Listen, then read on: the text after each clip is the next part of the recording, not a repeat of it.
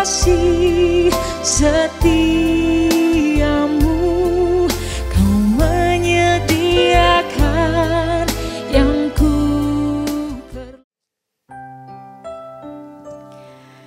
Shalom Bapak Ibu Saudara, para orang tua yang dikasihi oleh Tuhan Yesus. Saya percaya dengan adanya ibadah Welcome Baby Day hari ini, Bapak Ibu Saudara akan semakin diberkati oleh Tuhan Yesus. Bahkan keturunan Bapak Ibu Saudara akan juga diberkati oleh Tuhan Yesus. Amin. Mari sama-sama sebelum kita memulai ibadah kita pada hari ini, kita satu di dalam doa. Kami bersyukur Tuhan, kami memiliki Allah yang setia seperti Engkau. Kami bersyukur kami memiliki sosok seorang Bapa yang baik dalam kehidupan kami, Tuhan Yesus. Ini kami setiap orang tua kami datang, Tuhan Yesus. Kau yang memberkati ibadah kami hari ini, Tuhan. Kau yang menyertai ibadah kami sepanjang hari ini, Tuhan Yesus. Terima kasih, Tuhan. Dalam nama Tuhan Yesus, mari sama-sama katakan, amin. Pada hari ini kita datang sama Tuhan. Bapa, Kau setia. Bapa, Kau mulia. Tenanglah jiwaku, aman bersamamu. Lebih dari harta,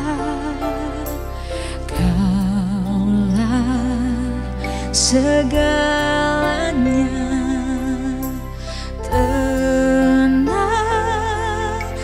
jiwaku dalam hadirat-Mu.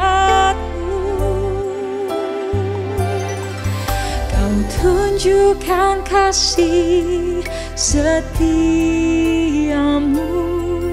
Kau menyediakan yang ku perlu.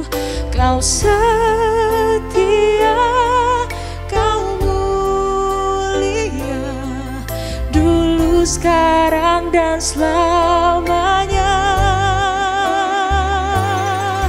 Kau tunjukkan kasih setiamu, Kau menyediakan yang ku perlu. Kau setia, Kau mulia, Bapa, Kau setia. Dan bersama-sama katakan, Bapa, Kau setia. Bapa, Kau setia. Bapa, Kau mulia. Tenanglah jiwaku, aman bersamamu. Lebih dari harta, lebih dari harta, kami nyatakan Yesus, Engkau segalanya bagi kami, Tuhan.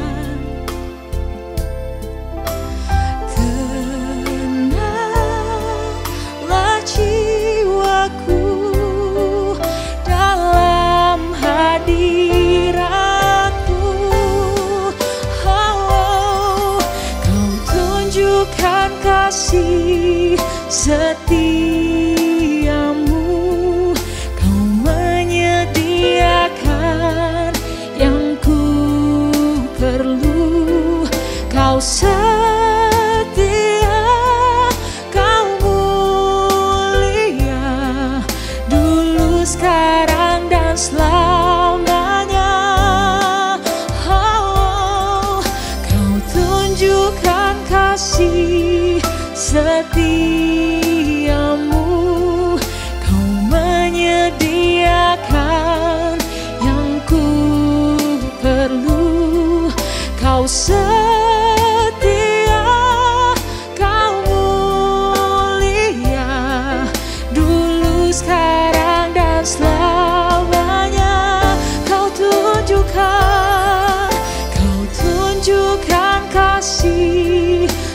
setiamu, Kau menyediakan yang ku perlu. Kau setia, Kau mulia, Bapa, Kau setia. Mari katakan, Kau tunjukkan kasih setiamu.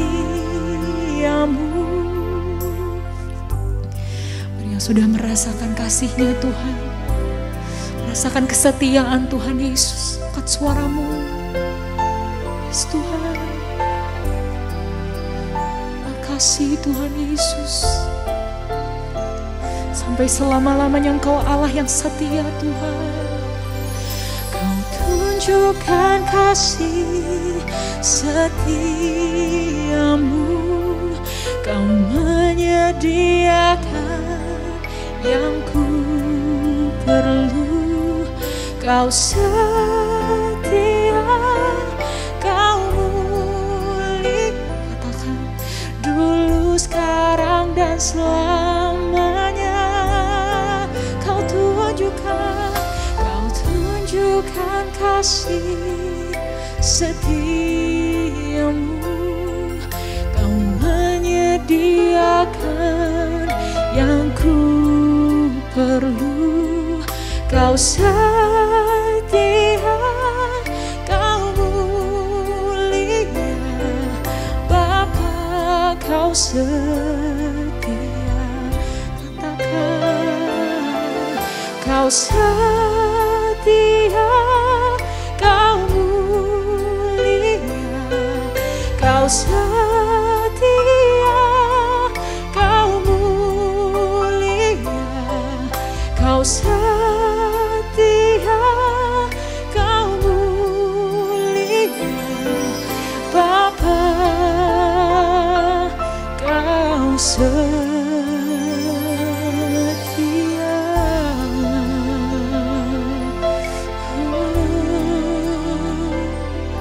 Kau Bapa yang setia Tuhan, Engkau Bapa yang setia, tak pernah meninggalkan kami Tuhan.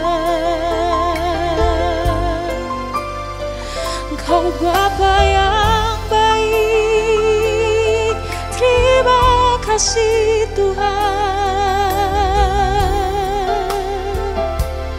Terus angkat suaramu, sembah Dia, sembah, sembah Dia. Hiara rabaya shanda rabo, hiara rabaya shanda, hiara rabaya shanda rabo. Yesus, terima kasih, kami rasakan kesetiaan-Mu, kami rasakan kasih-Mu Tuhan.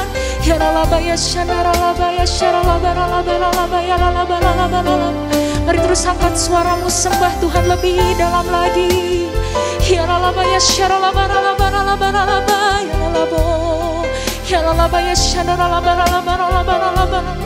Terima kasih buat kasih-Mu Tuhan. Terima kasih Tuhan. Terima kasih Tuhan.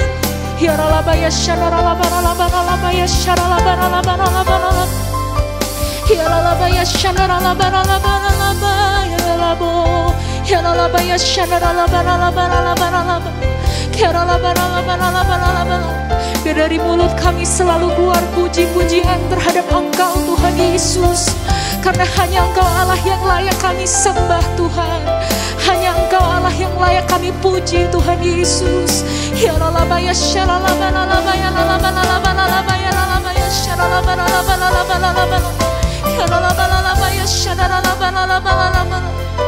Terima kasih Tuhan Yesus. Terima kasih. Terima kasih. Sekarang ku memuji-Mu, pernah meninggalkan perbuatan tanganmu. Sekarang ku menyembahmu, Allah yang mulia, sempurnakan segenap hidupku agar indah bagimu. Mari angkat tanganmu, katakan, sekarang ku memujimu, Allah yang setia. Tak sedetik pun kau meninggalkan perbuatan tanganmu, Tuhan. Yes, Tuhan Yesus. Sekarang ku menyembahmu, Allah yang mulia, sempurnakan segenap hidupku agar indah bagimu. Mari sekali lagi katakan, sekarang ku memujimu, Allah yang setia, yang tak pernah meninggalkan perbuatan tanganmu. Sekarang ku menyembahmu, Allah yang mulia, sempurnakan segenap hidupku agar indah bagimu, agar indah bagimu, oh, agar indah bagimu,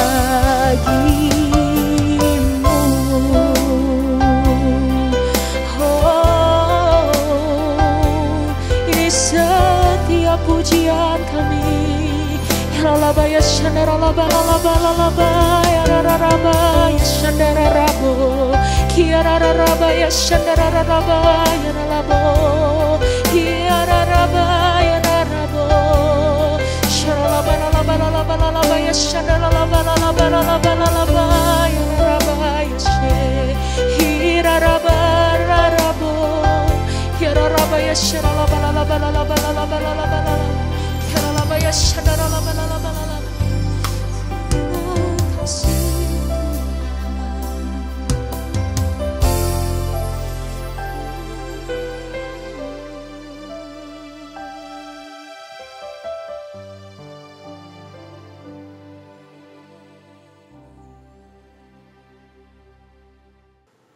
Shalom Jemaat Welcome Baby Day, semoga semuanya dalam keadaan sehat.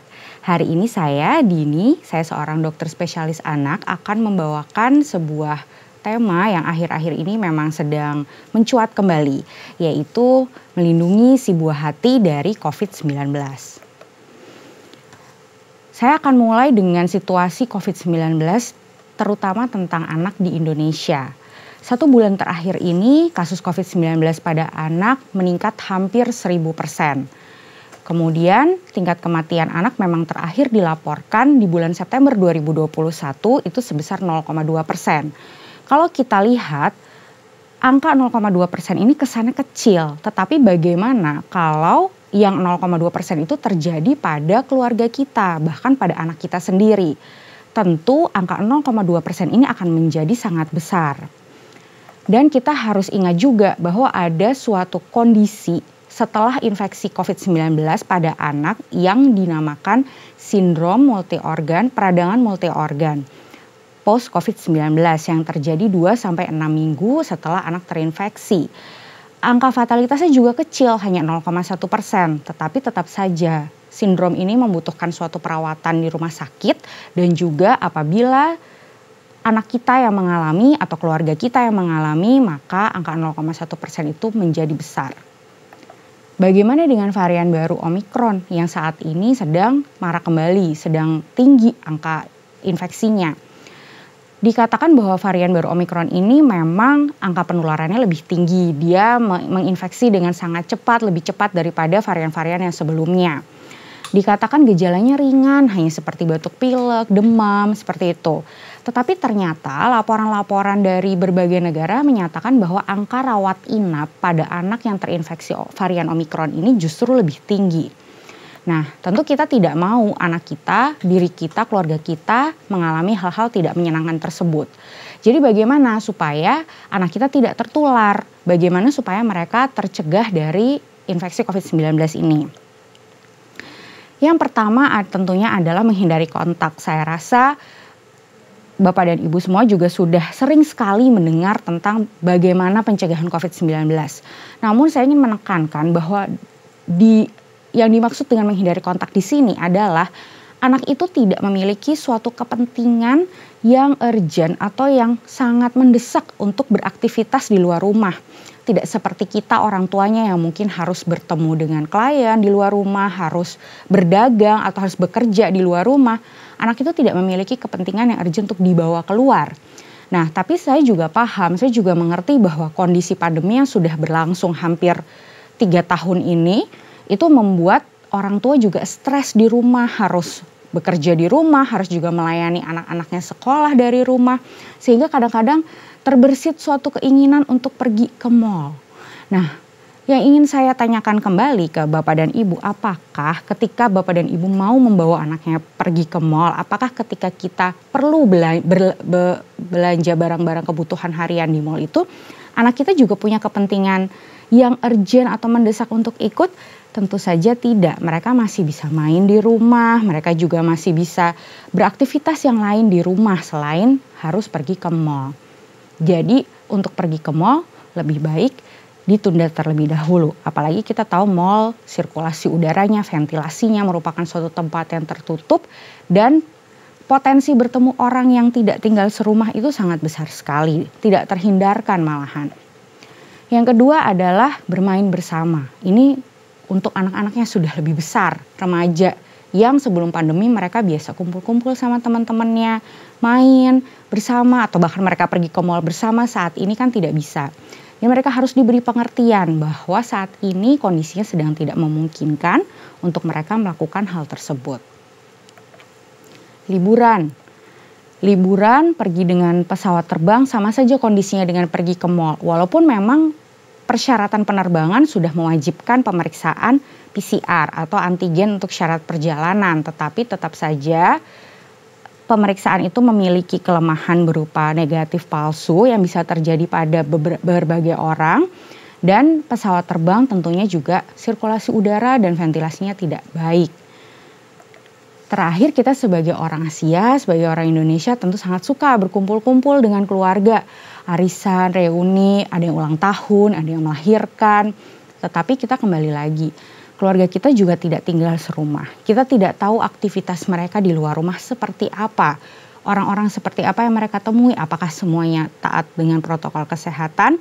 Karena kita tidak bisa meyakinkan semua orang melakukan protokol kesehatan yang sama seperti yang kita lakukan, maka sebaiknya di situasi seperti saat ini kumpul-kumpul keluarga bisa ditunda atau dilakukan secara virtual terlebih dahulu. Lalu bagaimana dengan pembelajaran tatap muka? Di awal tahun ini sudah dikatakan bahwa sekolah boleh menyelenggarakan pembelajaran tatap muka. Tetapi kita kembali lagi ke rekomendasi dari Ikatan Dokter Anak Indonesia. Pembelajaran tatap muka ini boleh dilakukan kalau angka positif COVID-19 di daerah itu adalah di bawah 8%. Satu hari yang lalu saya lihat angkanya sekitar 16-18%. Dan kita kembali lagi ke rekomendasi tersebut boleh dilakukan dengan angka positif di bawah 8% pada siapa? Pada sekolah yang semua personelnya termasuk murid-muridnya sudah divaksinasi semua. Nah, jadi yang boleh divaksinasikan saat ini anak-anak di atas 6 tahun dan orang dewasa hingga lansia. Jadi anak yang usianya di bawah 6 tahun atau di atas 6 tahun dengan komorbid belum dianjurkan untuk mengikuti pembelajaran tatap muka ini. Yang dimaksud komorbid itu apa? Siapa saja? Mereka yang memiliki penyakit yang butuh pengobatan jangka panjang. Misalnya anak-anak yang mengalami diabetes mellitus atau anak-anak yang mengalami sakit ginjal atau ada keganasan, misalnya leukemia. Tetapi komorbid yang sering dilupakan atau mungkin dianggap sepele adalah obesitas. Dalam 2 tahun terakhir ini angka obesitas pada anak itu meningkat tajam karena mereka di rumah saja. Screen time-nya banyak karena sekolahnya di rumah. Kemudian mereka tidak bisa main basket, berenang, keluar rumah. Jadi hanya di rumah makan, tidak ada kegiatan aktivitas fisik yang bermakna, berat badannya naik menjadi obesitas. Obesitas ini merupakan salah satu penyebab rawat inap ataupun kematian yang cukup bermakna baik pada anak dan dewasa. Jadi kalau misalnya memang tidak bisa divaksin atau sudah divaksin tetapi punya komorbid, lebih baik di rumah dulu belajarnya. Apa yang bisa kita lakukan sebagai orang tuanya? Memastikan mereka tetap memiliki kesempatan untuk beraktivitas di luar rumah. Kita bisa mencari taman yang sepi atau misalnya di kompleks pada saat tidak terlalu banyak orang tetap bisa melakukan kegiatan di luar rumah. Yang kedua adalah penggunaan masker atau shielding. Maksudnya di sini adalah face shield.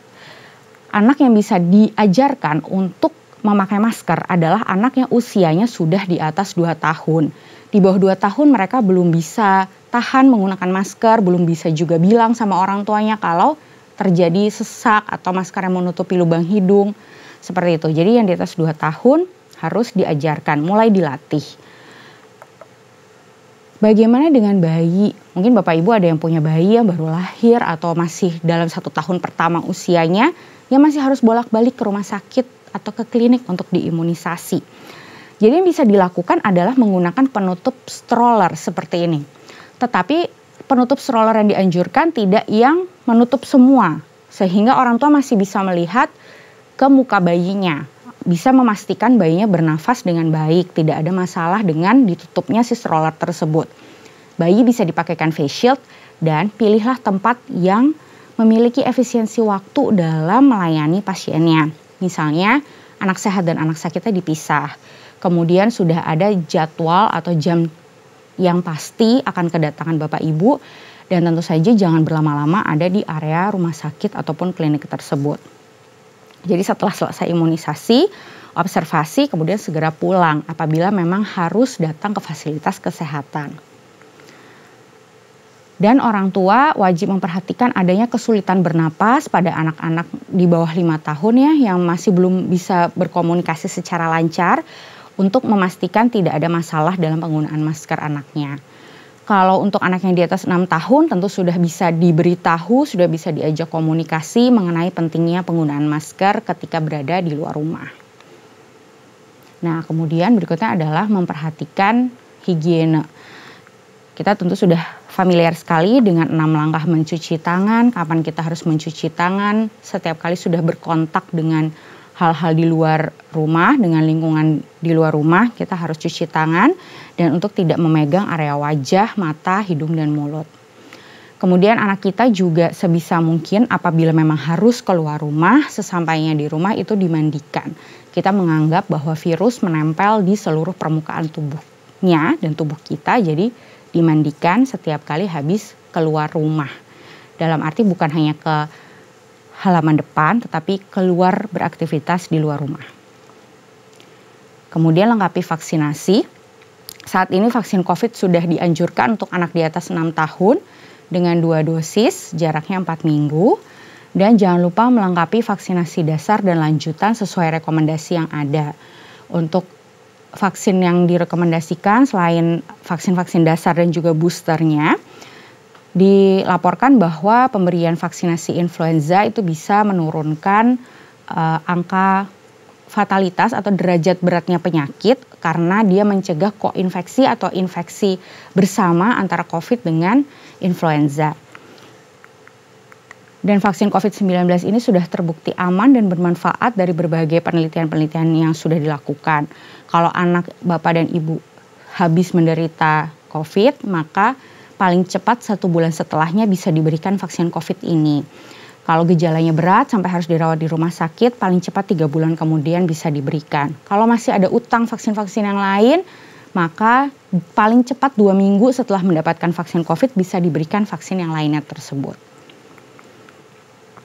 Bagaimana dengan orang tua yang masih harus bekerja keluar rumah? Ada beberapa pekerjaan orang tua yang tidak terhindarkan untuk beraktivitas di luar rumah. Jadi bagaimana agar mereka tidak membawa pulang virus tersebut?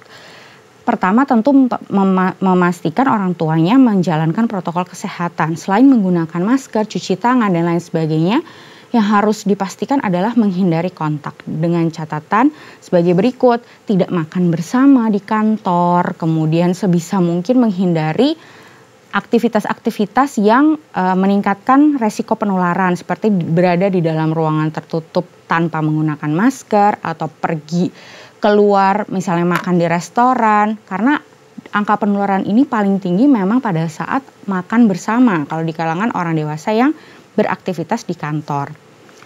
Kemudian barang yang sudah dibawa keluar rumah itu diusahakan tidak masuk ke kamar. Jadi kamar tidur itu dianggap tempat yang paling bersih. Jadi tas, kemudian dokumen itu sebisa mungkin diusahakan diletakkan di area di luar kamar. Nah, segera mandi sebelum memegang, mencium anak-anaknya. Anggaplah bahwa setiap kali kita habis pergi dari luar itu kita terpapar atau sudah tertempeli oleh virus-virus. Jadi setelah kita datang, cuci tangan terlebih dahulu, kita letakkan barang-barang kita di luar kamar, di tempat yang khusus kalau bisa. Kemudian kita segera mandi, keramas bila perlu. Karena kita menganggap bahwa kita mengguyur semua virus-virus yang sudah menempel di tubuh kita, dan kita kalau bisa ada tempat khusus untuk baju kotor dan juga masker. Pencuciannya tidak perlu dipisah, tetapi dipastikan bahwa tempatnya itu terpisah saja gitu, dengan akses yang dekat dari kamar mandi. Kemudian untuk nutrisi dan suplementasi vitamin ini, apakah ada vitamin-vitamin yang harus dikonsumsi agar anak kita terhindar dari COVID? Rekomendasinya adalah pemberian ASI eksklusif untuk yang masih berusia di bawah 6 bulan. Dan setelah itu ditambah dengan makanan. Makanan ini harus dengan menu yang lengkap dan bervariasi. Lengkap di sini ya lengkap mulai dari ada karbohidratnya, protein, lemak, kemudian ada seratnya. Nah, menunya juga harus bervariasi, tidak hanya harus daging saja, harus ikan laut dalam saja, tetapi lauk yang bervariasi lebih diutamakan. Kita utamakan pemberian protein hewani. Kenapa? Karena di dalam protein hewani ini terkandung selain dia protein, ada lemaknya, ada karbohidratnya dalam jumlah yang sedikit, dan juga ada mikronutrien. Mikronutrien di sini dalam arti adalah mineral dan juga vitamin seperti seng, vitamin C, vitamin D, vitamin E, itu semuanya terkandung di dalam makanan sebetulnya. Untuk apa sih mikronutrien ini? Dia bersifat antioksidan dan kemudian dia mengoptimalisasi sistem imun melalui perannya di dalam tubuh. Nah, sebenarnya kalau anak kita pastikan makan cukup dengan menu yang sehat, menu yang lengkap dan bervariasi, semua mikronutrien ini akan terpenuhi. Misalnya, untuk vitamin C. Vitamin C ini banyak di buah-buahan yang berwarna merah dan orange. Kemudian vitamin D, utamanya vitamin D ada dari sinar matahari. Kalau anak kita cukup mendapatkan sinar matahari, maka dapat diprediksi bahwa vitamin D-nya cukup. Tetapi kalau dia banyak di dalam rumah, tentu dari makanan-makanan ini kecil sekali kadar vitamin D-nya. Maka dia membutuhkan suplementasi. Nah, untuk yang ini memang saat ini dari IDAI sudah merekomendasikan pemberian vitamin D secara rutin, baik yang mau dia habis sakit COVID, mau dia lagi sakit COVID atau belum, itu semuanya diberikan suplementasi. Kenapa? Karena angka kekurangan vitamin D pada anak dan remaja di negara kita itu masih tinggi, lebih dari 50%. Walaupun negara kita banyak sinar matahari, mungkin sekarang anak takut ya hitam atau gosong kena sinar matahari, ya mereka menghindari, makanya angka kekurangan vitamin D-nya tinggi. Jadi semua anak itu disuplementasi tanpa memandang status COVID-nya gitu. Yang terakhir adalah seng. Seng ini juga terdapat dalam aneka daging-dagingan, kerang-kerangan. Nah, jadi sebenarnya cukup dengan makan makanan ini saja, tidak perlu semuanya ada dalam satu hari atau satu kali makan, tetapi makanan yang bervariasi inilah sudah cukup untuk memenuhi kebutuhan mikronutrien anak kita. Kemudian tidur yang cukup. Jadi pada saat anak kita itu tidur, maka sel-sel dan jaringan tubuhnya akan beristirahat. Dan sel-sel yang sedang beristirahat itu akan menjaga kerja dari sistem imun si anak kita. Tidurnya harus cukup dan harus berkualitas. Berapa banyak tidur yang cukup itu? Jadi makin besar anaknya, makin sedikit jumlah jam tidurnya. Anak di atas 4 tahun juga tidak perlu tidur siang lagi, tapi yang masih usianya 1 tahun sampai usianya 4-5 tahun ini dia masih membutuhkan sampai 14 jam dalam sehari, itu termasuk tidur siangnya. Kemudian juga tidurnya tidak bisa malam-malam, jam 9 malam mereka juga sudah harus jatuh tertidur. Ini bisa didapatkan dengan aktivitas fisik yang cukup di siang harinya. Kalau anaknya masih kelebihan energi ketika jam tidur atau masih terpapar stimulasi yang berlebih ketika mau jamnya tidur, maka dia akan sulit untuk jatuh tertidur dan cenderung tidur lebih malam. Dan ternyata tidur ini juga sedikit banyak berpengaruh terhadap status imunitas si anak. Berikutnya adalah aktivitas fisik. Aktivitas fisik ini ternyata selain berpengaruh pada pertumbuhan dan perkembangan, dia juga berpengaruh pada imunitas. Anak-anak yang aktivitas fisiknya cukup gerak di siang hari, itu ternyata memiliki fungsi dari sel-sel imun yang lebih baik dibandingkan anak yang lebih tidak aktif. Jadi selain dia berpengaruh pada tumbuhnya tulang, kemudian ada hormon-hormon yang keluar, hormon-hormon kebahagiaan yang membuat anak itu lebih percaya diri. Sehabis mereka beraktivitas fisik, mereka juga cenderung lebih sehat atau lebih kebal terhadap penyakit-penyakit tertentu, terutama yang menular. Nah, untuk anak yang umurnya di bawah 5 tahun atau di bawah 6 tahun ini, mereka butuh 180 menit ya dalam sehari minimal untuk beraktivitas. Aktivitas fisiknya apa kalau anak kecil seperti ini? Main apapun itu sudah aktivitas fisik bagi mereka. Mereka yang suka lari-larian, kejar-kejaran, itu sudah merupakan suatu aktivitas fisik bagi seorang anak. Kalau anaknya sudah lebih besar, sudah SD, SMP, nah mereka mulai punya bentuk aktivitas fisik yang mirip dengan orang dewasa. Yang bisa dilakukan adalah aktivitas fisik yang sifatnya aerobik. Misalnya mereka mau senam, mau naik sepeda, mau jalan pagi, nah itu bisa. Atau aktivitas fisik yang membangun otot, misalnya mereka yang sudah remaja suka latihan beban. Dan juga anak-anak kecil mungkin suka lompat tali, nah itu bisa menguatkan tulang-tulangnya sehingga mereka bertambah tinggi dengan lebih cepat gitu dibandingkan anak-anak yang tidak beraktivitas fisik. Tetapi pada dasarnya semua anak itu harus bergerak, baik yang kecil maupun yang besar, karena dia punya banyak sekali fungsi yang baik untuk pertambahan tingginya, untuk percaya dirinya, dan juga pada sistem imunnya. Jadi sebagai kesimpulan, cara mencegah anak dari tertularnya mereka dari COVID-19 utamanya adalah menghindari paparan atau menghindari kontak. Ingat bahwa mereka tidak punya kepentingan yang urgent untuk beraktivitas di luar rumah kecuali mereka sakit yang harus menemui tenaga kesehatan. Kemudian kita bisa melakukan pencegahan lainnya dengan menerapkan protokol kesehatan, melengkapi vaksinasi, juga memberikan anak makanan yang baik dan dengan menu yang bervariasi. Pastikan juga tidurnya mereka cukup dan juga mereka beraktivitas fisik dengan cukup di siang hari. Terima kasih. Shalom, Gembala dan seluruh pengerja Welcome Baby Day CK7 serta Jemaat Tuhan mengucapkan terima kasih kepada Ibu Dr. Dini Mirasanti SPA yang telah memberkati kita semua melalui penyampaian pengetahuan cara-cara untuk melindungi anak-anak dari COVID-19 pada hari ini. Tuhan Yesus memberkati dokter dan keluarga berlimpah-limpah. Amin. Berikut kami sampaikan pengumuman kegiatan sepekan. Ibadah Raya via live streaming pada hari Minggu tanggal 6 Maret 2022 pada pukul 7, 9, 11.30, 14 dan 16.30 waktu Indonesia Barat akan dilayani oleh Ibu Evangelis Indri Pardede, disertai dengan perjamuan kudus yang dipimpin oleh Gembala CK7, Bapak Pendeta Dr. Yanto Simkoputra MD PhD. Ibadah raya tersebut akan disertai dengan ibadah secara online lainnya mulai pukul 7 waktu Indonesia Barat untuk ibadah Mandarin Service, ibadah dewasa muda atau Young Adult, ibadah youth dan junior bahasa Indonesia, ibadah anak bahasa Inggris dan bahasa Indonesia, serta ibadah anak berkebutuhan khusus di channel YouTube GBI PRJ CK7. 316 Youth Ministry English Service pada hari Sabtu 5 Maret 2022 pada pukul 16 waktu Indonesia Barat akan dilayani oleh Pastor Joan Lesmana.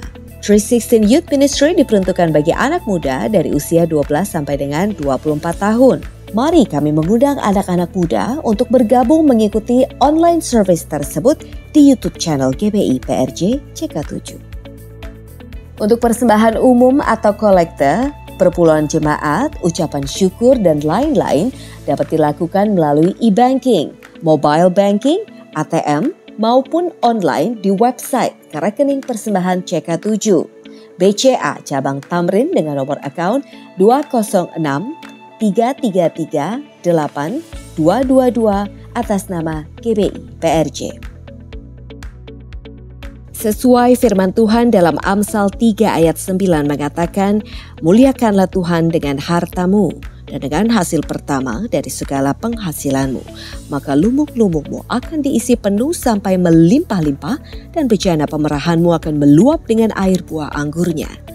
Dan sesuai pesan dari Gembala Sidang untuk kita menaati firman Tuhan tersebut, maka sebagai gereja yang sepenuhnya mengikuti firman Tuhan, mari kita membawa persembahan buah sulung kita dengan penuh sukacita dan ucapan syukur.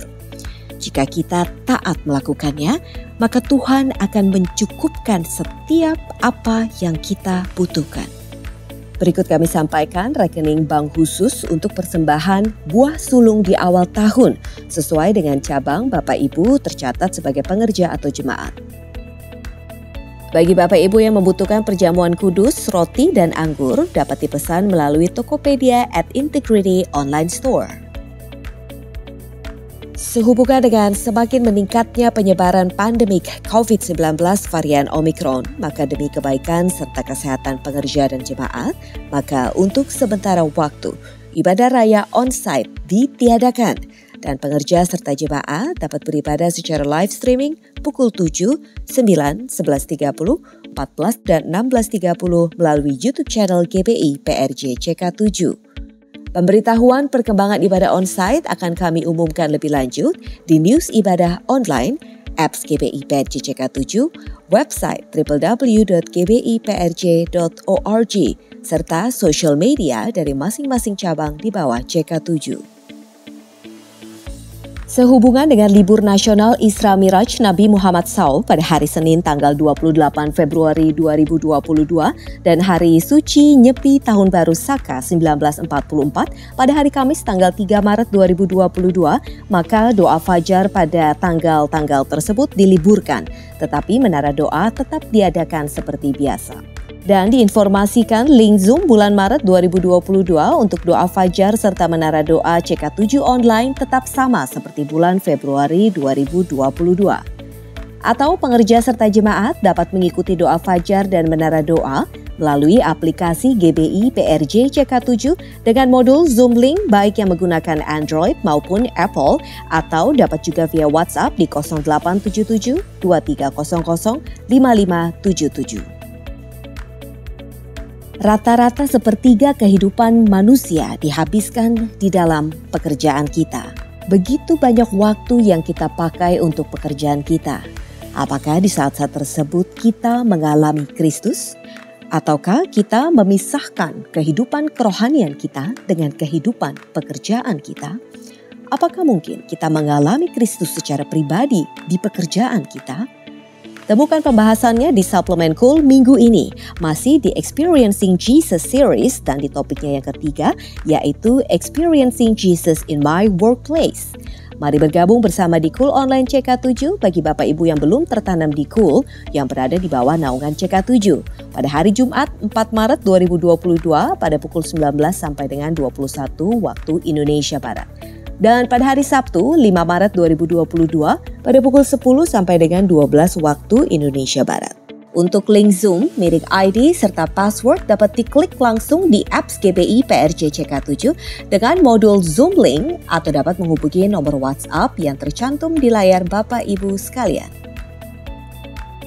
Unit pelayanan Jemaat CK7 kembali akan mengadakan penyerahan anak CK7 secara online via Zoom. Pendaftaran dibuka mulai hari Minggu 27 Februari 2022 pada pukul 21 waktu Indonesia Barat. Pelaksanaan penyerahan anak diadakan pada hari Sabtu 19 Maret 2022 pada pukul 10 waktu Indonesia Barat. Bagi Bapak Ibu yang akan melakukan penyerahan anak, harap dapat segera mendaftarkan diri secara online melalui www.kpiprj.org. Sekian pengumuman hari ini. Terima kasih atas perhatian Bapak Ibu. Tuhan Yesus memberkati.